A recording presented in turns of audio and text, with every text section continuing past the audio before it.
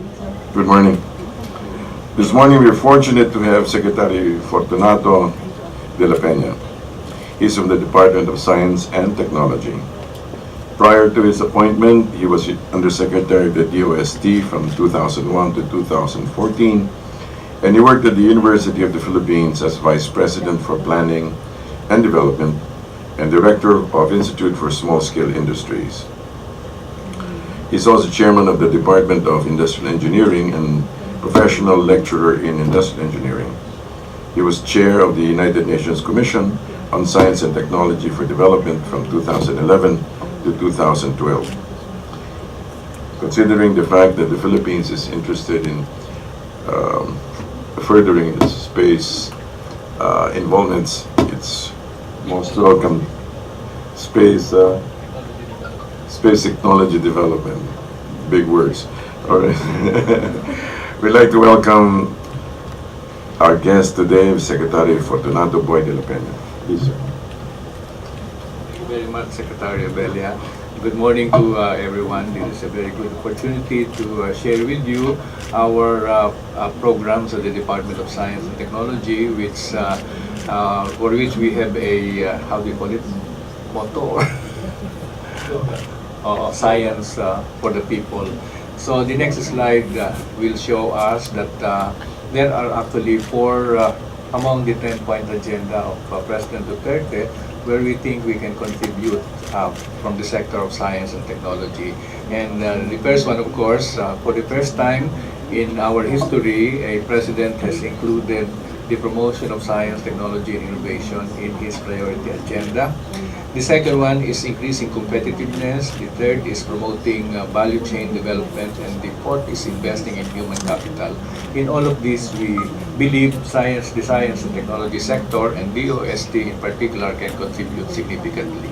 The next one, actually the basis for our new Philippine Development Plan, which we are happy to announce has been approved last February 20, is based on this, shall we say, policies of enhancing the social fabric, reducing inequality, and increasing the potential for growth. So all our programs are actually supportive of this.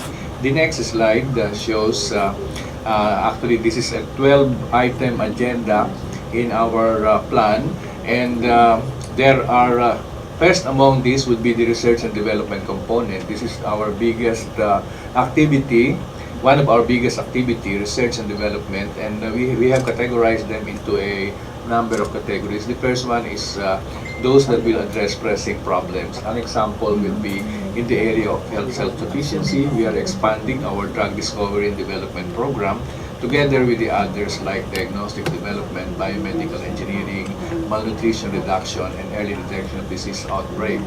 The next slide, still on pressing problems, we have this agenda on food and nutrition. We are still one of the countries in the region which has a very high incidence of malnutrition among children below 3 years old. The next one is an agenda. Richard, please, next slide. This is on the agricultural side, and our priorities are really, number one, reinvigorating the coconut industry through new technologies for replanting, and of course we have been focusing now on how we can propagate and improve the variety of our native livestock like native chicken, native ducks, native pigs, because in the long run we forecast that we will be depending a lot more on these native varieties. Of course, we are addressing disease prevention, particularly in the export commodities like abaca, banana, coconut, and papaya, and the increase of resiliency of our crops because of the environmental stresses caused by climate change. Another would be in the area of research and development for biodiversity and sustainable development. We have here, for example, our researches on mangrove rehabilitation, on indigenous forestry species, and maybe we should include here the coral reef restorations.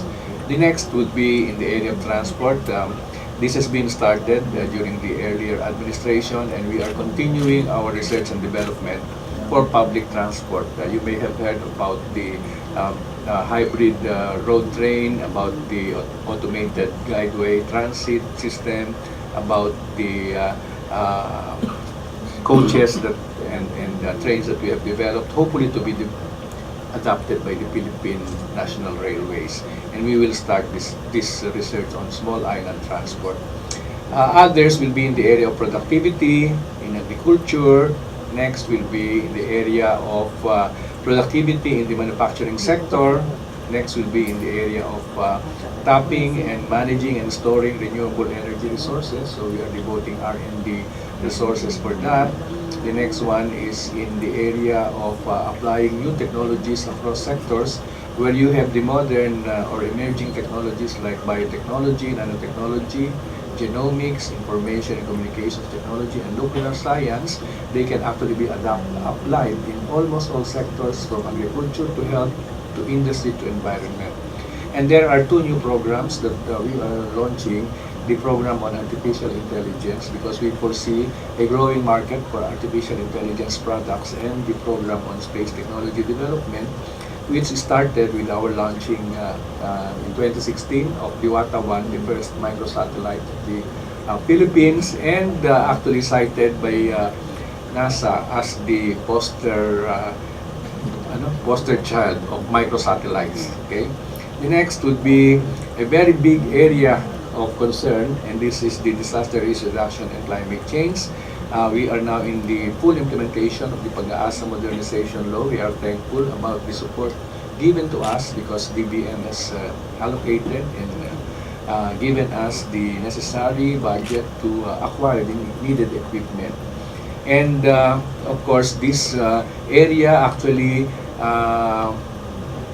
gets an allocation of about 1/4 of our R&D, itong climate change.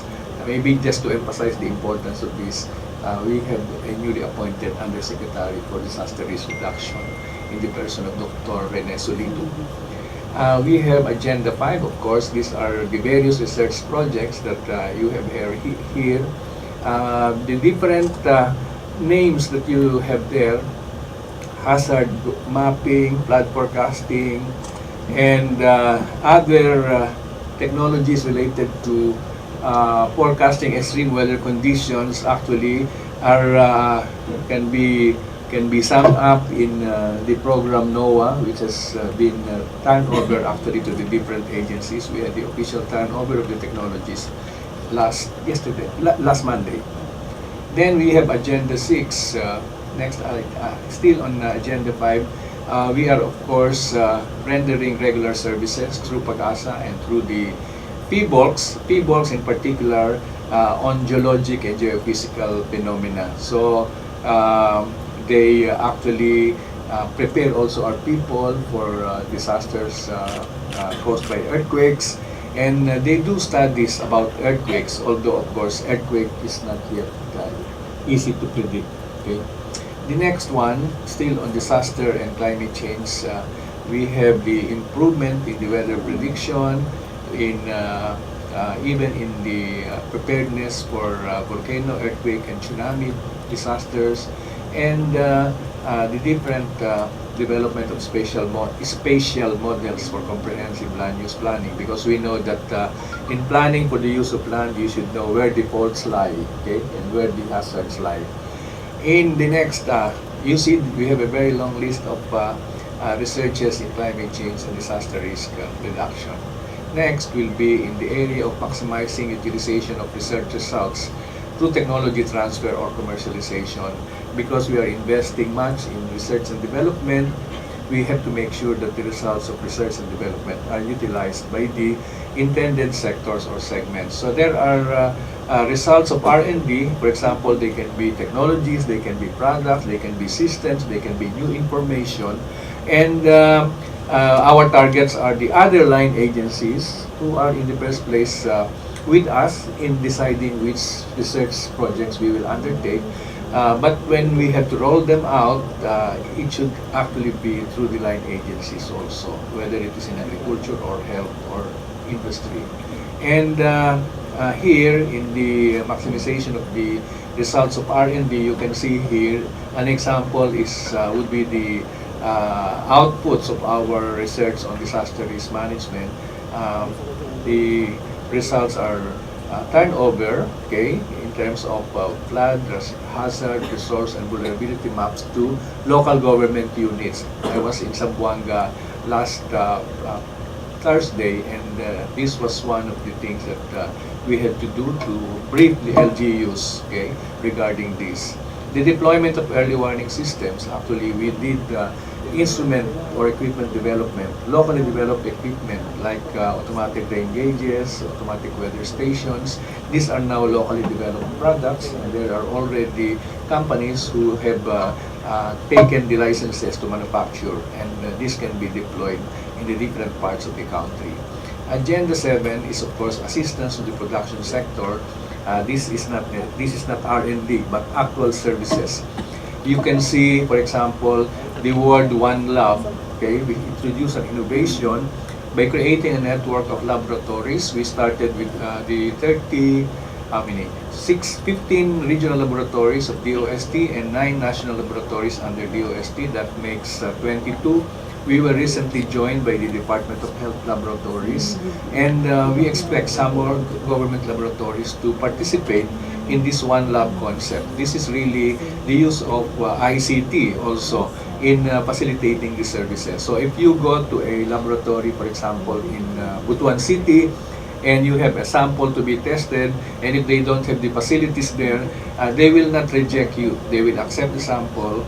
They will take care of sending it to the nearest laboratory in the network, and you can claim your results where you have delivered it, or you can just indicate that you want to get the results in email. Okay, and we are now arranging for the e-payment system, most likely through the land bank. The One Expert is for S&T services. It's really an information system that provides names of experts in almost every area of science and technology, where it can help our businesses, industry, and academia. One Store, we signed an agreement yesterday with the Development Bank of the Philippines. It's an online selling facility. We started this as an assistance to our beneficiary enterprises, because we assist small-scale enterprises to upgrade their technology. And now they are also have to be supported in terms of marketing. Since One Store is a technology-based system for marketing, we had attracted the attention of other interested agencies. Now DTI also, and even our inventors group, they have been joining us. We have signed the agreement with Land Bank yesterday. They will handle the e-payment system.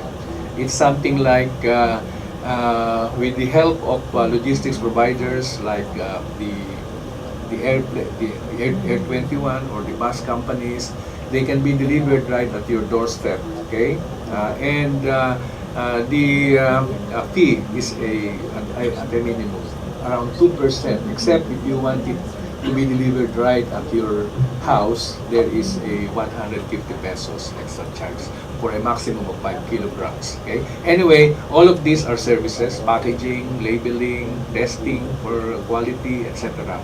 Agenda 8 is the upgrading of our facilities, and this will mean that we have to invest more in our laboratories, in our so-called product development centers, and we are actually having as a priority the capacitating the research centers in the regions, particularly those found in the universities in the regions, because you can observe that most of the excellent laboratories are found in the highly urbanized areas. We think that it is high time that we also assist the research centers in the regions. This is consistent with the desire of the President to hasten the development in the regions. We will also have business incubators in the regions. This is a map of the new incubators that we are putting up for startup companies. The next agenda is human resource development, and let me just very quickly state that we support scholarships at different levels. We start with secondary, where we have been operating the Philippine Science High School for the last 52 years, and now We have opened the last two regional campuses of Philippine Science High School with the opening last August of the regional campus in Mimaropa, located in Romblon, and the regional campus for the Zamboanga Peninsula, located in Dipolog. So we have already complied with the provision of law that there should be one campus of Philippine Science High School in every region of the country. So the others are scholarships for baccalaureate, where we have around 15,000 scholars. We take in around 5,000 scholars every year, and around 10% of that, 90% of those are really below the poverty level. Okay, and we have shown through studies that for every poor scholar that we have graduated at DOST, he can actually live his whole family from poverty. Now we are concentrating also on the MS and PhD scholarships because we are behind in terms of the recommended figures for this.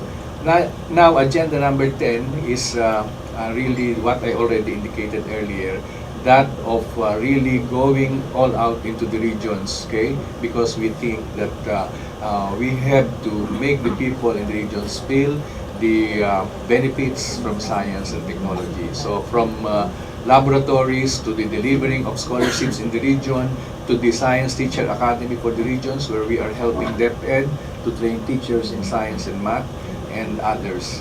Agenda 11 would be the collaboration with industry, academic, and international institutions. Very recently, we have made an announcement, a commitment to the ASEAN Committee on Science and Technology, that we will invite researchers in the regions to benefit from the training that we will be delivering to our researchers. So instead of just purely having 100% local participants, we are reserving slots for ASEAN participants as a commitment to ASEAN. Remember, this is ASEAN Philippine chairmanship of ASEAN. And the international collaborations are very good indications because there has really been an increase in terms of the number of countries who want to collaborate with us, and we really have to, well, choose where to focus. So that in essence would be the agenda that we have, and one thing that I can say, we really would like to contribute to the President's shall we say, desire of reducing inequality, of creating opportunities, and of expanding our potentials for growth. Thank you very much.